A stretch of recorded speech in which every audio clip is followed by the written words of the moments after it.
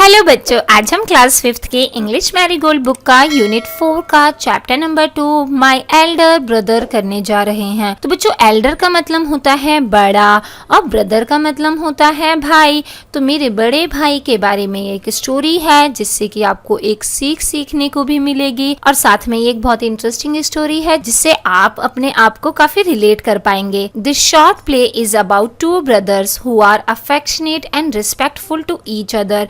ये जो छोटा सा प्ले है, ये जो छोटा सा नाटक है, प्ले का मतलब होता है इस तरीके की लिखी गई कहानी जिसमें पहले एक किरदार कुछ बोलता है, फिर दूसरा किरदार बोलता है। तो इस तरीके से कन्वर्सेशनल फॉर्म में जो स्टोरी लिखी जाती है उसको प्ले कहते हैं।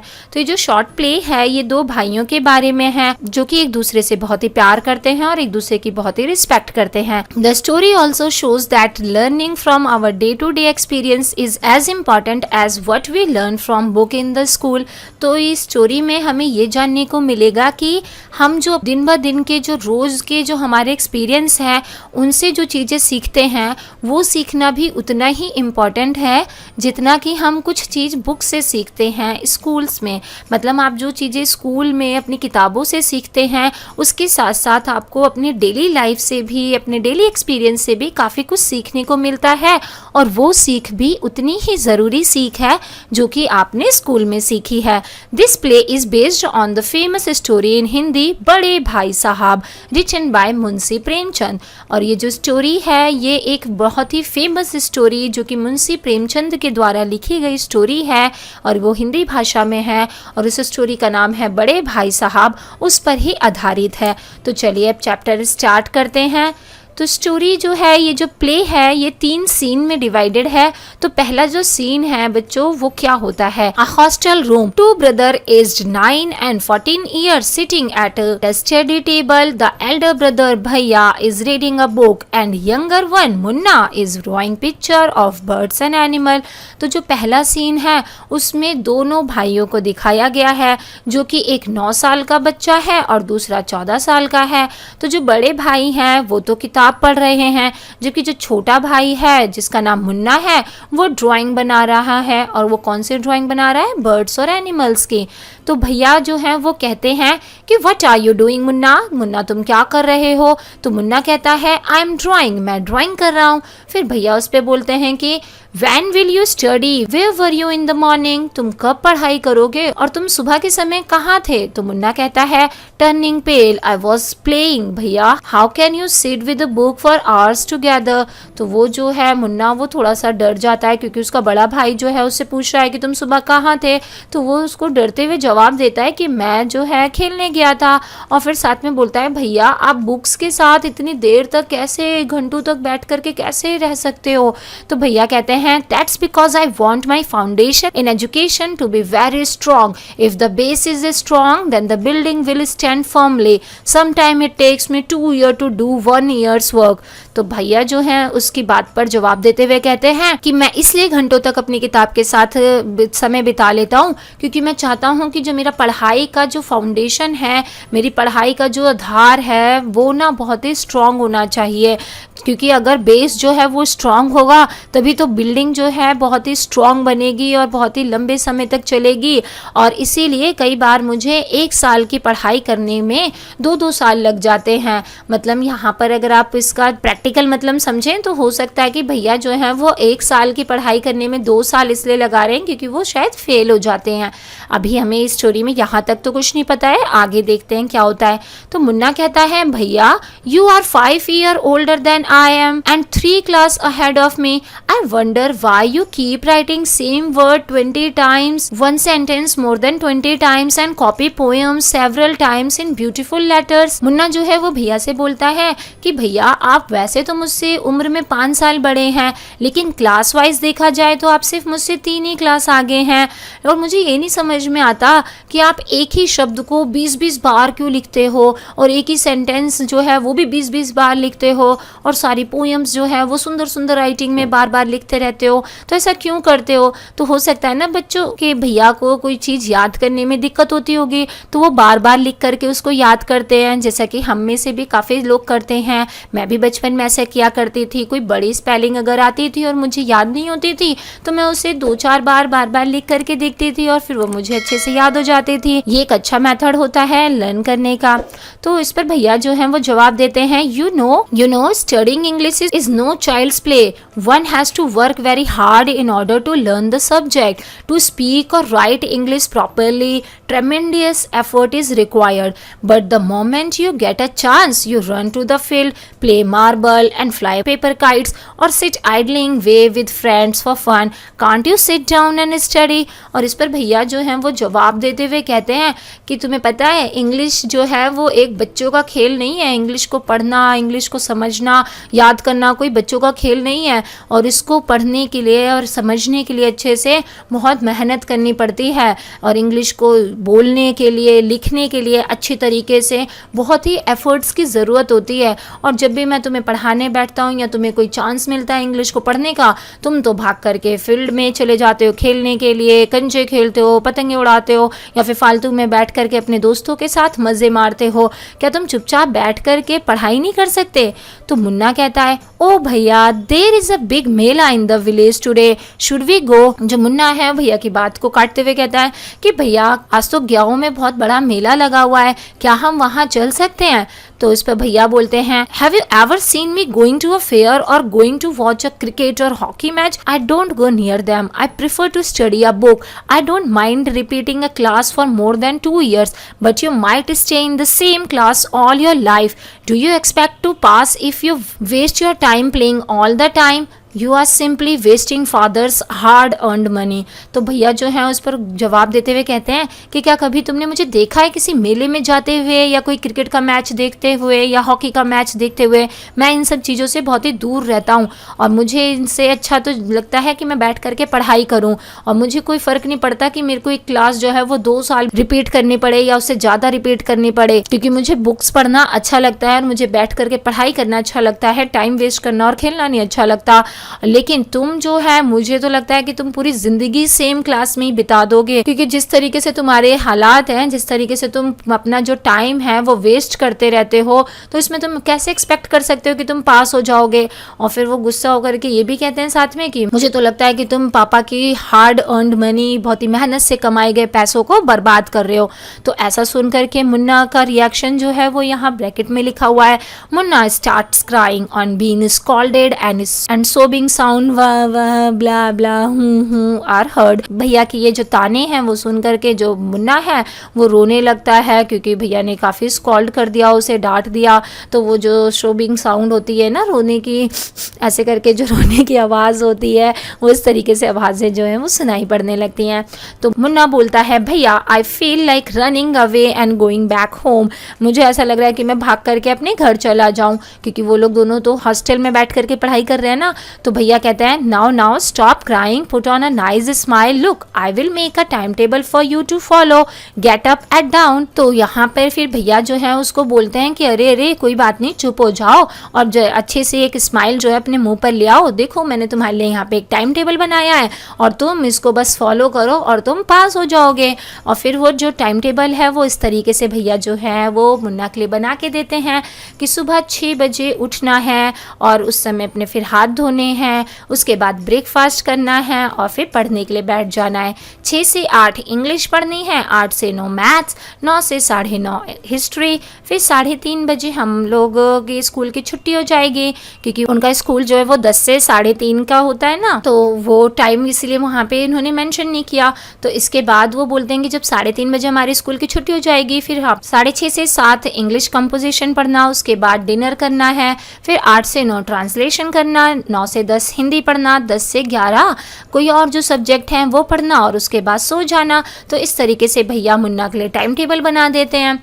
इस पर मुन्ना कहता है, but when is the time to play, पर खेलने का टाइम कहाँ है भैया?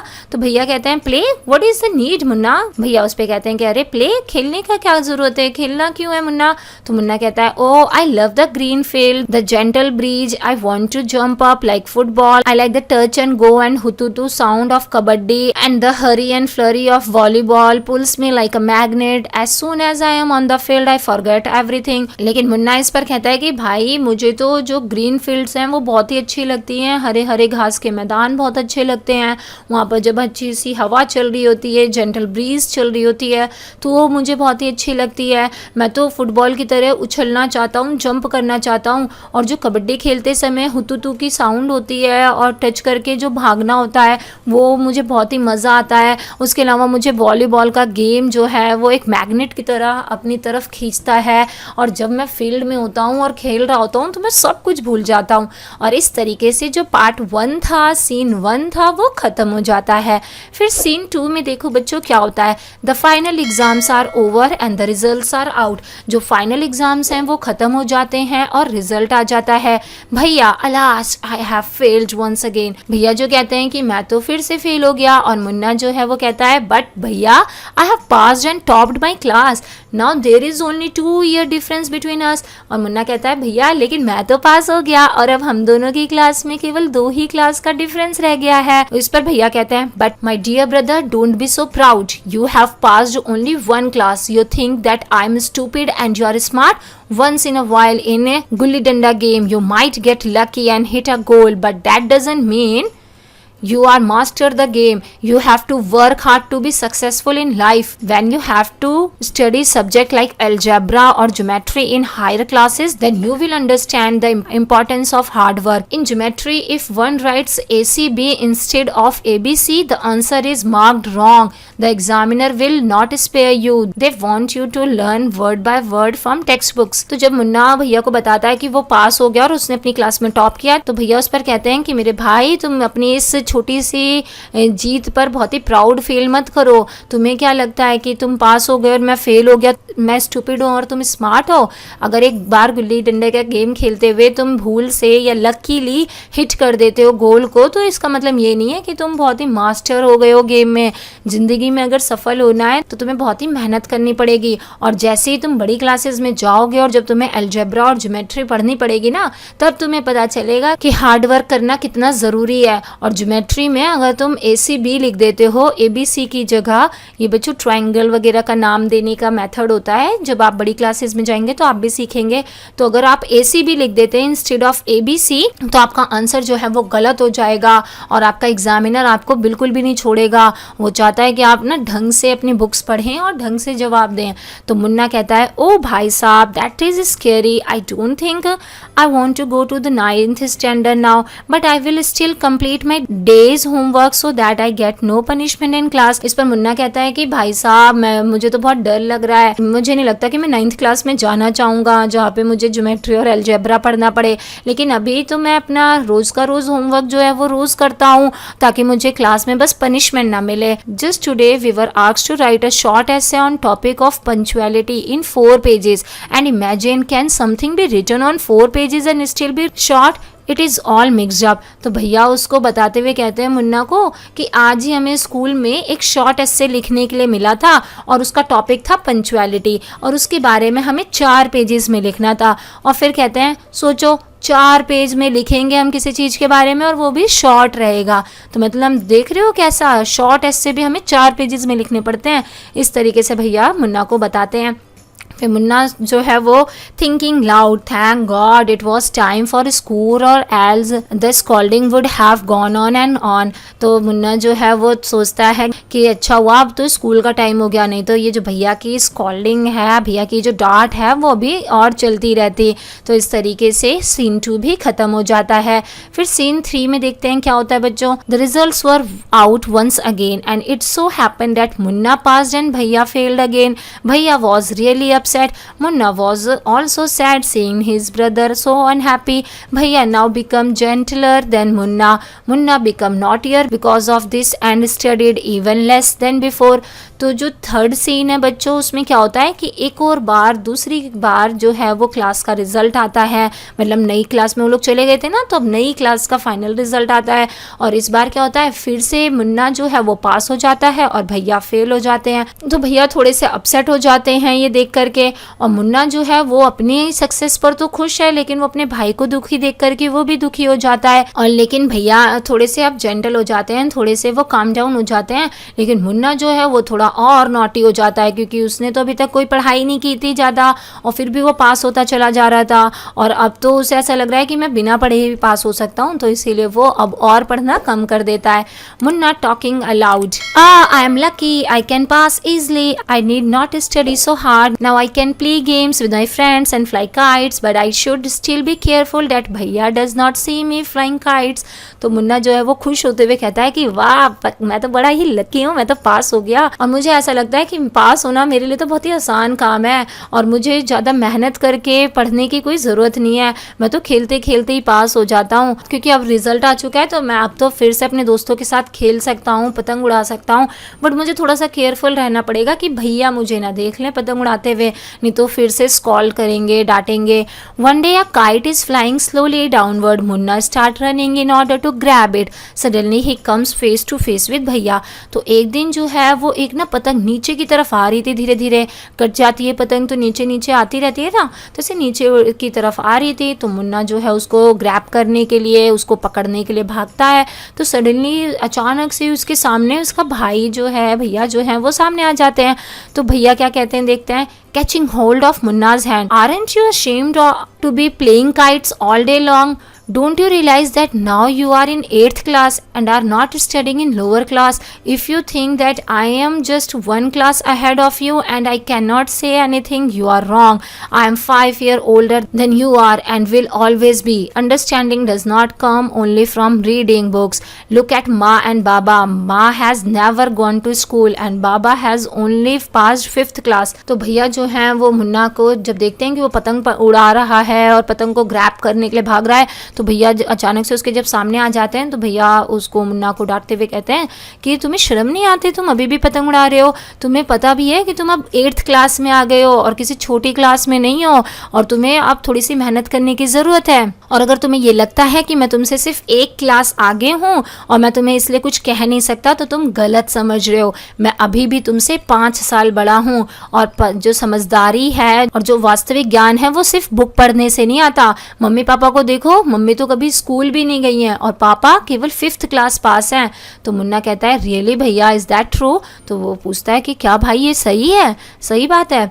तो भैया कहते हैं हाँ, there is 1,000 thing that they know more than you or me, and even if we have studied the wisdom of the whole world, माँ एंड बाबा will always have the right to explain to us and correct us. Now what would you do if I were to fall sick today? तो भैया उसको मुन्ना को बताते हुए कहते हैं कि हाँ, अरे हजारों ऐसी चीजें हैं जो कि मम्मी और पापा को हमसे ज्यादा अच्छी तरीके से पता है, और अगर हम दुनिया भर का जो ज्ञान है, विजडम जो है वो ले लें, मतलब बहुत सारी पढ़ाई भी कर लेना, तब भी मम्मी पापा के पास हमेशा अधिकार है कि वो हमको हमेशा चीज़ें एक्सप्लेन कर सकते हैं, और हम जब भी गलत हो तो हमको सही कर सकते हैं, हमें बता सकते हैं, मतलब उनमें हमसे इतना ज़्यादा ज्ञान है। और फिर भैया जो है मुन्ना से पूछते हैं कि अच्छा, अगर मैं आज बीमार पड़ जाऊँ तो तुम क्या करोगे? तो मुन्ना जो है वो कहता है आई don't know bhaiya, I would tell baba and he would rush to the hostel.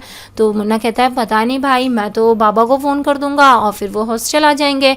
भैया आहा, I had expected this answer, कि हाँ मैंने तुमसे यही आंसर एक्सपेक्ट किया था ना। बाबा वुड नॉट गेट अपसेट, लेकिन बाबा अगर यहाँ होते ना तो वो अपसेट ना होते। He would first try to find out what was wrong and then he would call a doctor.